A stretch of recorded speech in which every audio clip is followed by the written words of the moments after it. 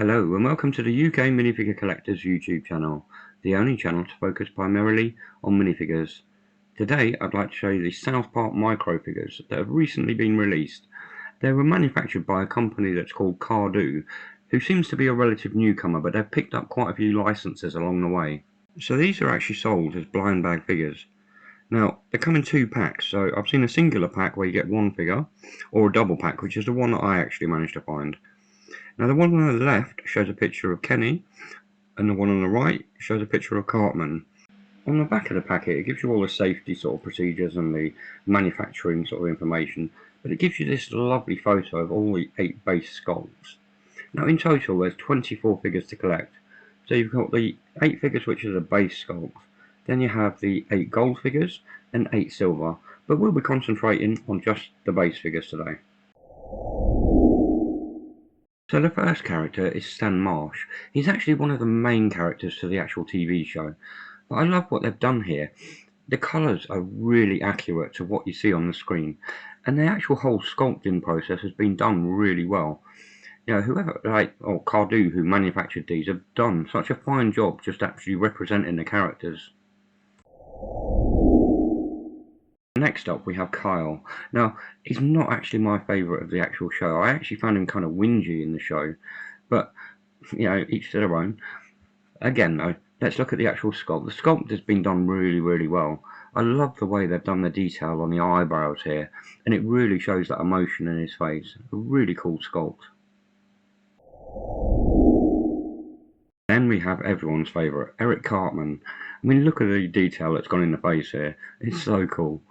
Now, again, one of the main characters, but I love the way he's got his hands up in the air. They've actually made this one sort of lean more to sort of the right-hand side, but I love that emotion in the face, again, with the hands up. It's so cool.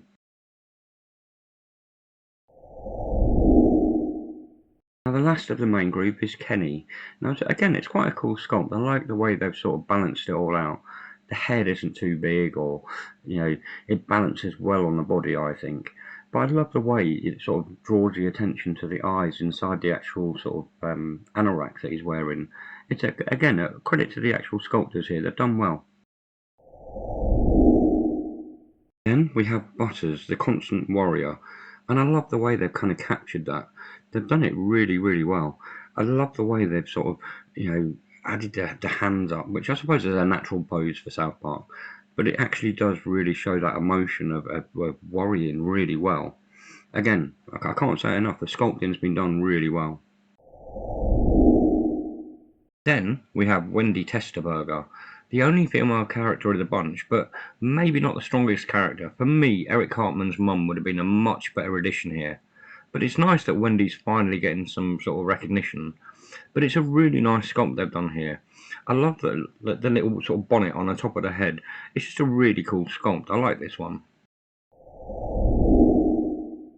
Then we have my favourite, Chef. And Chef is one of the coolest characters of South Park in my opinion. He really was like the epitome of coolness as like an adult figure in these kids' lives. But it is a really cool sculpt. The way he's got his fingers out, like, you know, he's just telling the children some sort of cool sort of comment or something like that. The last minifigure is actually Randy Marsh. He's one of my favourite on-screen dads of all time, actually. But I love the way he's got that finger raised. It looks like he's actually flipping a bird, but he's actually not. All he's doing is literally just lifting his index finger up. But again, it's a really cool sculpt. I love the way they've sort of pulled this one off. It's a really good figure. On screen you can see the full master set, the full 24 figures. That's the 8 base figures, the 8 gold figures, and the 8 silver figures. But for me, having chase figures really ruins this. They could have added so many different characters.